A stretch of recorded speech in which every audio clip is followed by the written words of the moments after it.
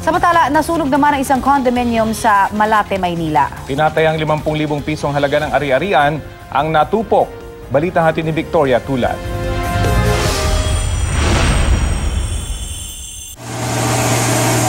Habang mahimbing na natutulog ang mga nakatira sa Land Sea Air 1 Mansion Condominium sa Malate, Maynila, sumiklab ang isang sunog pasado alas 2:30 ng madaling araw.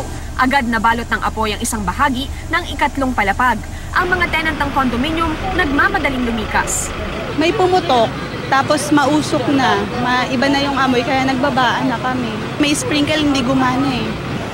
Ayon sa Bureau of Fire Protection, nagmula ang sunog sa room 302 na tinitirhan ng isang nagngangalang Simon William Lee.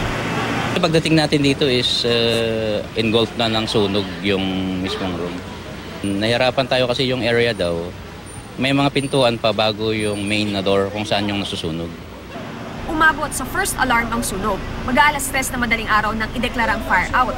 Ayon sa BFP, wala namang nasaktan sa insidente maging ang tenant ng kwartong pinagmulan ng sunog.